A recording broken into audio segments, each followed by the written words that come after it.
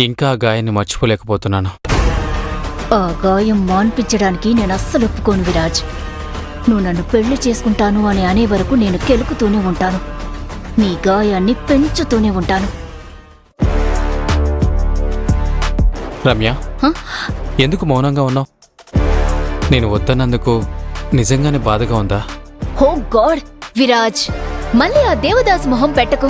ఇలాగే మాట్లాడితే నేను పెళ్లి చేసుకోమని అడిగేస్తాను. అంతే. ఏం మాటలు? నేనంతా మర్చిపోయాను. నువ్వన్నీ గుర్తు పెట్టుకుంటే నిన్ను పెళ్లి చేసుకోబోయే అమ్మాయికి చాలా కష్టం. ఈ చప్పిడి మొహం సరిదిద్దడానికే తనకి సగం జీవితం సరిపోతుంది.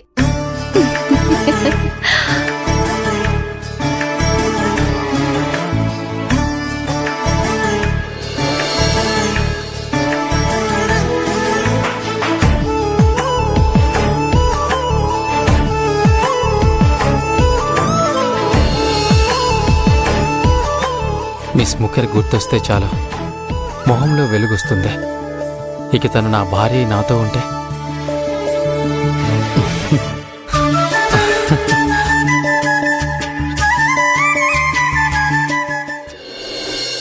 అయ్యో,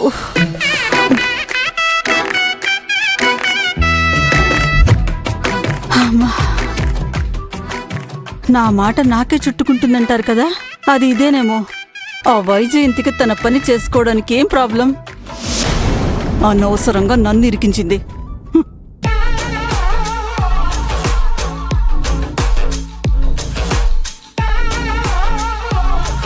ఎస్. అక్క పిలిచారా? నా మాటలే వింటూ నిలబడ్డావా? లేదక్క, అది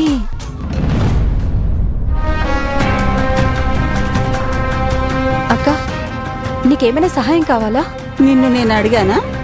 లేదు కదా. నీ సానుభూతి నాకేం వద్దు. ఓ, ఎందుకు? ఇక్కడ కూడా నువ్వే పని చేసి హైలైట్ అవ్వాలనా?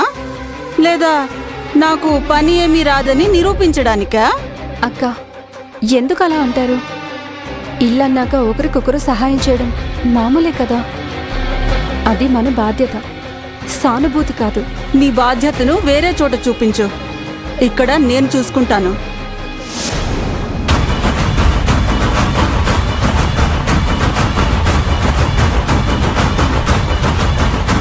అయ్యో,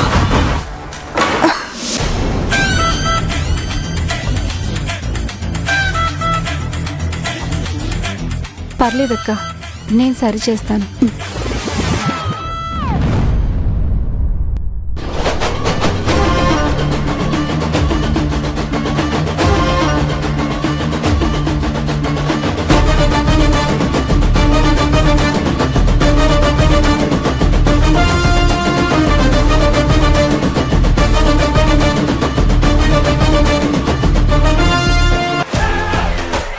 ఈ రకంగా మండపం కడితే పడిపోవడం గ్యారంటీ. రమ్య,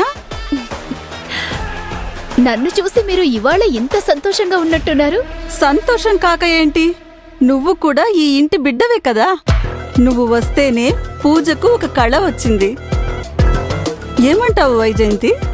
అవును రమ్య, నువ్వు రావడం చాలా సంతోషంగా ఉంది. రాగానే పడిపోయిన మండపాన్ని సరిచేస్తున్నావు చూడు, అది నీ మంచి గుణాన్ని చూపిస్తోంది. ఈ ఇంటి కోడలు అవ్వకపోతే ఏమైంది? నీకు ఈ ఇంటి మీద ఉన్న శ్రద్ధ అలాగే ఉంది. ఎందుకు ఆంటీ? కన్సర్న్ ఉండడం తప్ప? ఖచ్చితంగా లేదు. ఇప్పుడు నీకు చెబితే ఒక్క నిమిషంలో కట్టేస్తావేమో. నేను ఇక్కడ కడితే అక్కడ పడుతుంది, అక్కడ కడితే ఇక్కడ పడుతుంది. నీలాగా క్రియేటివ్గా ఆలోచించడం నాకు రాదు. నాకివన్నీ కష్టమేమి కాదాంటీ. ఏం చెయ్యను? అదే ఒక 3 రోజుల క్రితం జరిగి ఉంటే కోడలనే అధికారంతో మండపం కట్టు రమ్య అని అడిగేదాన్ని. అక్క, రమ్య ఇప్పుడు ఈ ఇంటికి గెస్ట్. పూజకొచ్చింది. తనతో ఎలా ఈ పనులన్నీ? ఆంటీ, గెస్ట్ అని చెప్పి నన్ను బయటదాన్ని చేస్తున్నారా? అవును వైజయంతి, ఇప్పుడే కదా తను ఇంటి బిడ్డ లాంటిది అన్నాను. అప్పుడే మర్చిపోయావా? అయినా నేను రమ్యతో మండపం కట్టించను.